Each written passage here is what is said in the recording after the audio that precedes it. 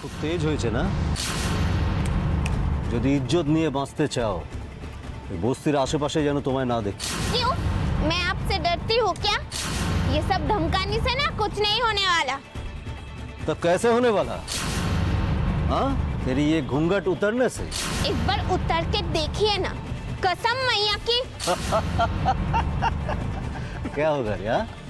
बड़ी सी आफत आ जाएगी। हाँ, बड़ी सी आफत। देखिए, ये करने की ना हिम्मत भी मत करना।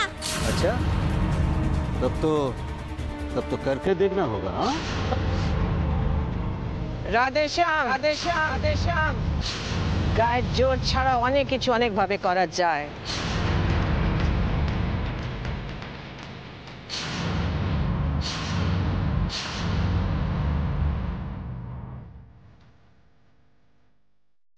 মান্নাত, মিসেস রয়, আপনি এখন এখানে? হ্যাঁ, অনেক রাত হয়েছে তো, ওয়েদারটাও তো খুব একটা ভালো নয়, তাই। ম্যাডাম আপনি ভেতরে আসুন না। না না, আজকে না, আরেকদিন আসবো। না না, সে কি আপনি বাড়ির সামনে এসে একটু না বসে চলে যাবেন? সেটা কি হয় নাকি? না না, তো ফর্মালিটি কি আছে, আরেকদিন আসবো আমি। হ্যাঁ, আসলে আপনি এত ব্যস্ত মানুষ যে আপনাকে জোর করতে পারছি না। যাই হোক, আপনাকে অসংখ্য ধন্যবাদ। আমি তো ভাবতেই পারছি না যে আপনি মান্নাতকে নিজে এসে। হ্যাঁ, আমরা ভাবতে পারি না, এরকম তো অনেক কাজ হয়, চোখের সামনে রোজই তো হচ্ছে। আজ দিয়ে গেলাম।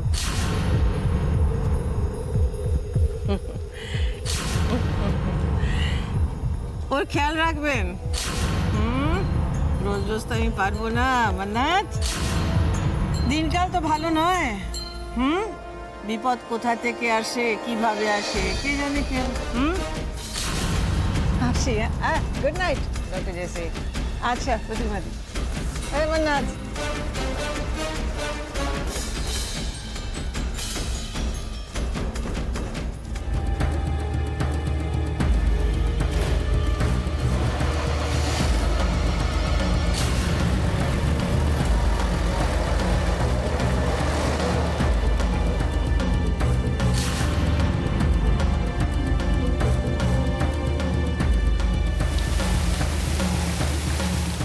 অসম্ভব মম, ইম্পসিবল। এসব তুমি কি বলছো, কি বলো তো মম? শোনো, তোমার কাছ থেকে এরকম একটা কথা এক্সপেক্ট করি না, প্লিজ মম।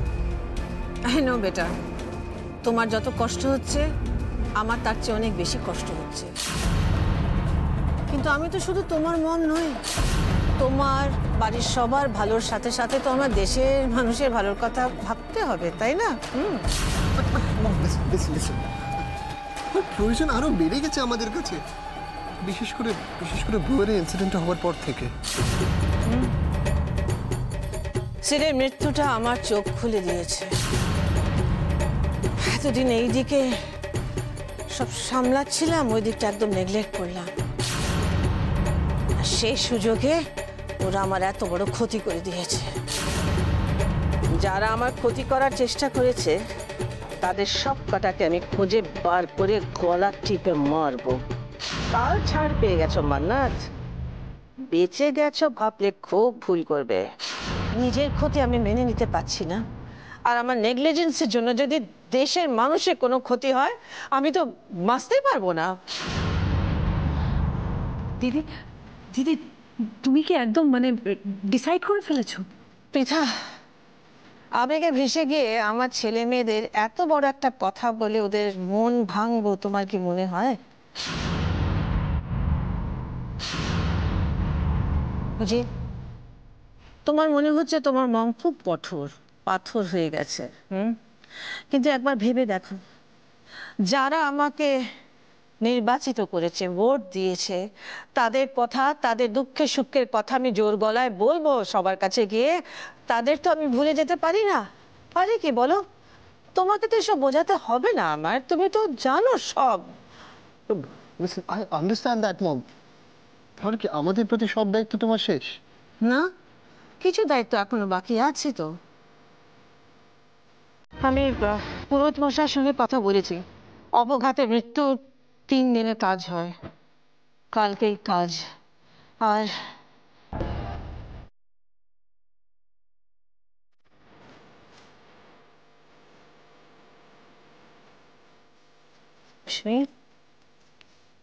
প্রিন্সেস, তুমি এখানে বসে কি করছো?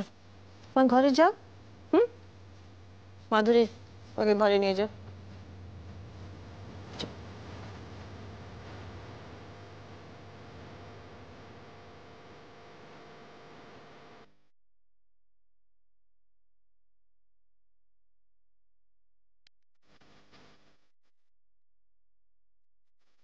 জি, আমার হাতে সময় খুব কম, তাই আমি চাইছি এই সপ্তাহের মধ্যেই আমি ভিকি আর উষ্মির বিয়ে দিয়ে দেবো।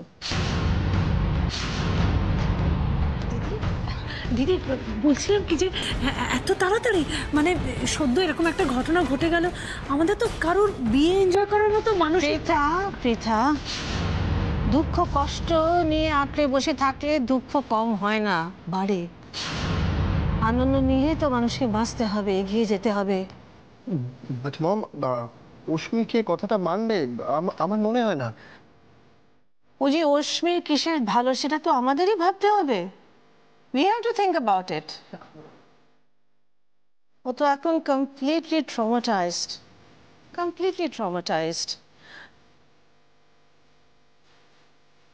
আমার কথা না শুনলে তোমরা ওকে বোঝাবে। Yes? আমার ছেলে মেয়েদের ক্ষতি আমি আর চাই না। বাস এই কটা দায়িত্ব মিটে গেলে সংসারের বাকি সমস্ত দায়িত্ব তোমাদের দিয়ে আমি দেশের কাজে লেগে যেতে চাই। সিডের আত্মা এতে শান্তি পাবে। আমার আর ভালো লাগছে না কিছু।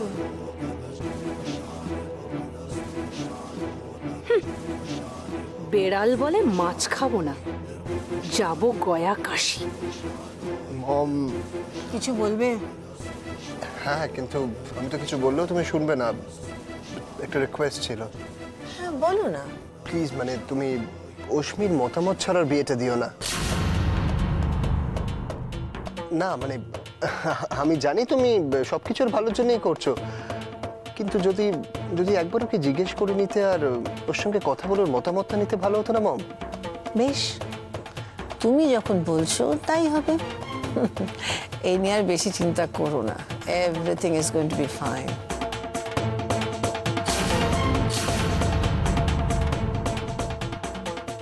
জানি না কেন আবার নতুন একটা পরীক্ষার সামনে তুমি আজ আমায় দাঁড় করালে। এটাও জানি না কেন অপলা রায়ের হাতে ধরা পড়তে পড়তে আমাকে বাঁচালে।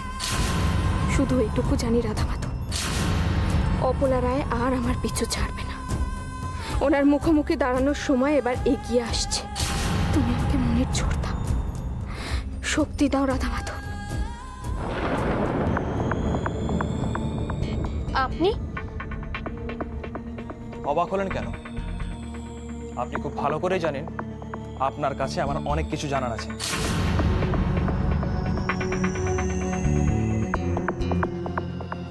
অপলার সাথে আপনার কি ব্যাপার? কি এমন রিলেশন যে উনি নিজে এসে আপনাকে বাড়ি পৌঁছে দিয়ে গেলেন? আর মাঝে মধ্যে এরকম অদ্ভুত পোশাক পরে ঘুরে বেড়ান কেন? ফ্যান্সি ড্রেস কম্পিটিশনে পার্টিসিপেট করেন নাকি? হাত পাতুন মানে প্রসাদ দেব, হাত পাতুন।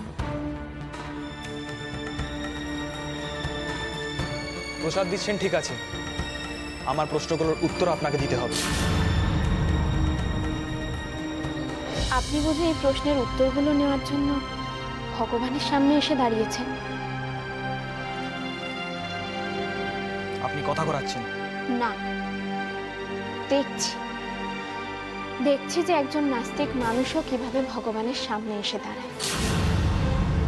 আমি এসেছি আপনার কাছে, ওনার কাছে নয়। সেটাও ওনার ইচ্ছেতেই। আপনি আমরা সবাই শুধুমাত্র ওনার ইচ্ছেতেই চলি। সেটা যদি সত্যি হয় তাহলে তো ওনার অসাধারণ হিপনোটাইজ করার ক্ষমতা আছে বলে ধরে নিতে হবে। ইচ্ছে মতো মানুষকে বশ করতে পারে। আপনি ভুল ভাবছেন ডক্টর জেসি। উনি খুব ভালো করে জানেন সমর্পণের মধ্যে যে আনন্দটা আছে সেটা বশ করার মধ্যে নেই। অত জটিল কথা আমি বুঝি না। আর আপনার ভগবানের কাছে আমার কিছু চাওয়ার নেই। উনি তো না চাইতে আপনাকে অনেক কিছু দিয়েছেন। কি দিয়েছে? আশ্রয়, যার কাছে আপনি আপনার নিজের সবটুকু উজাড় করে দিতে পারেন। আমি সবটুকু উজাড় করে দিতে পারি শুধু একজনের কাছেই, সেই আমার ভগবান, সেই আমার ভালোবাসা। তুমি আমার সবকিছু মান্নাত, তুমি আমার সবকিছু।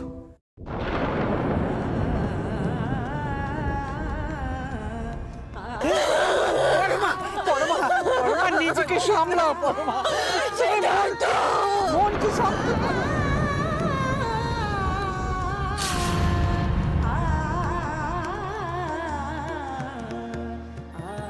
আমি রাশিকে যতটা চিনি তাতে এটা জানি ওর প্রতিবাদ নিয়মের মধ্যে থেকে করা, নিয়ম ভেঙে নয়। তাহলে গঙ্গার ঘাটেও আমাকে ওভাবে বাধা দিল কেন? মা, তুমি সাজনি কেন?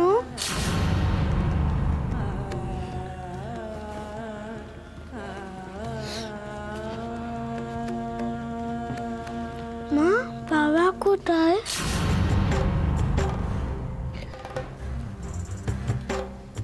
জানি না।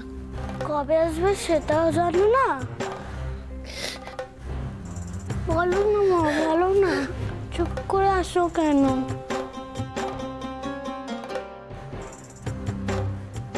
মা, তোমার চুড়িগুলো কোথায়?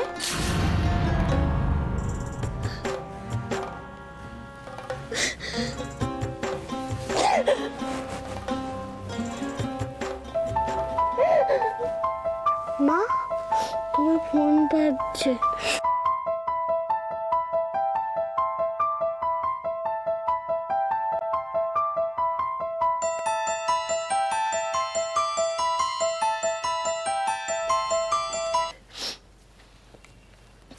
হ্যালো, হ্যালো, হ্যালো, কে বলছেন? হ্যালো, কে বলছেন?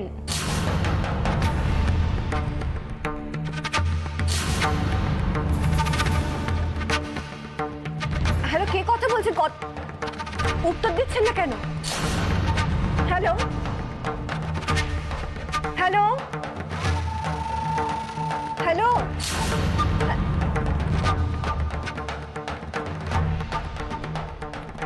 অদ্ভুত, ফোনটা করলো অথচ কথা বললো না।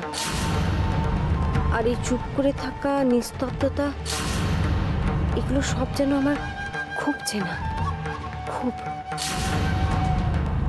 রাশির সাথে দেখা করাটা খুব দরকার। ও হয়তো এই ব্যাপারে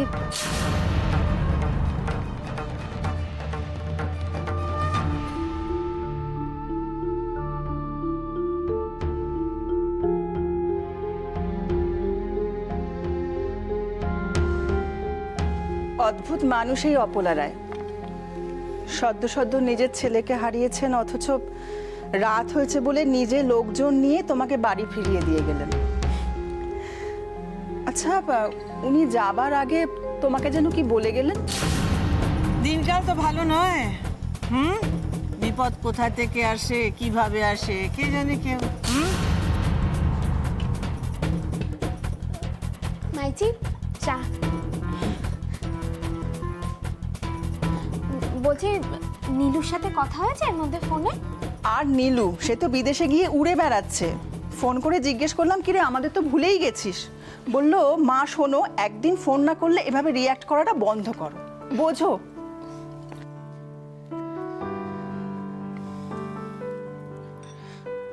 তবে আগে যেমন হতো, ও না থাকলে বাড়িটা কেমন ফাঁকা ফাঁকা লাগতো, এখন কিন্তু ততটা আর মনে হয় না। কেন জানো?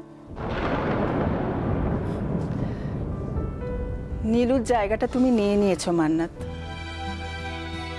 তুমি যখন কাছে থাকো মনে হয় দুহাত দিয়ে শক্ত করে তোমাকে ধরে রাখি। আর যখন বাঁধন আলগা করে তুমি দূরে চলে যাও, তখন বুকের ভেতরটা খুব খাঁ খাঁ করে। নিজের কাউকে হারানোর ভয়টা আমাকে খুব কষ্ট দেয় মান্নাত।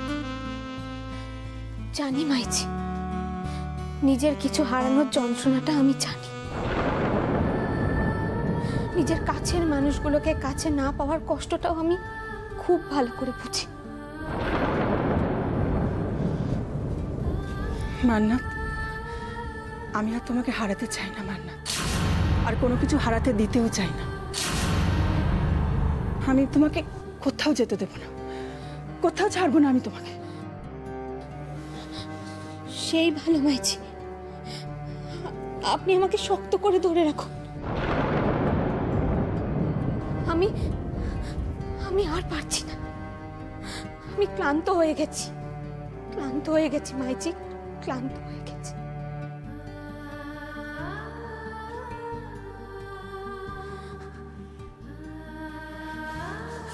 মান্নাত, তুমি যদি কিছু মনে না করো, একটা কথা বলবো তোমায়।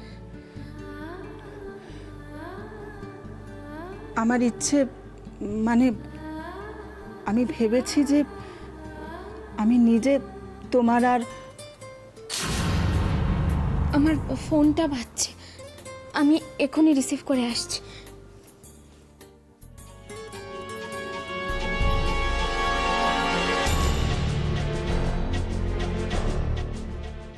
হ্যাঁ দিদি ভাই বলো, তুমি হঠাৎ এখন ফোন করলে, সবকিছু ঠিকঠাক আছে তো? হ্যাঁ রাশিদ, এমনি সব ঠিক আছে, তোর সাথে আমার একটু কথা আছে।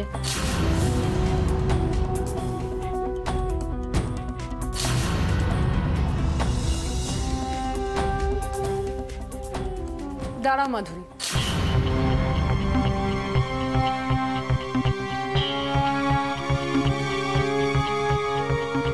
এগুলো তুমি পরমার জন্য নিয়ে যাচ্ছ তো?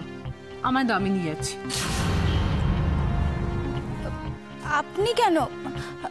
আমি নিয়ে যাচ্ছি। কেন? তুমি তো ন্যানি নাও, তুমি মাধুরী। তুমি যদি নিয়ে যেতে পারো তাহলে আমি নিয়ে যেতে প্রবলেম কোথায়? দাও। তাছাড়া তুমি এই খাবারগুলো দিয়ে এলে যে পরমা ছুঁয়ে দেখবে এমন কোনো গ্যারেন্টি তো নেই। কাল থেকে মেয়েটা মুখে কিছু দেয়নি, দেখি বকে ধমকে কিছু খাওয়াতে পারি কি।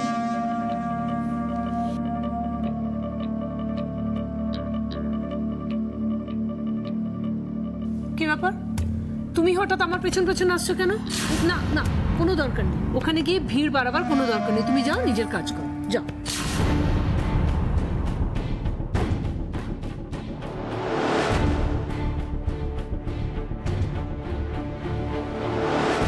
এসব কি বলছো দিদি ভাই?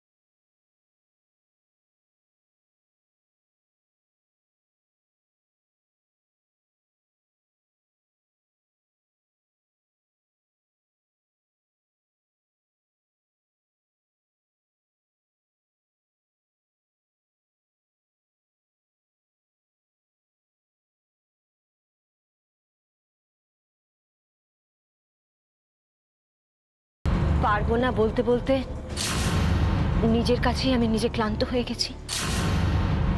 আমি পারবো। আসতে পারবে তুমি? হ্যাঁ পারবো। তোর সাথে যে আমার অনেক কথা আছে রাশি।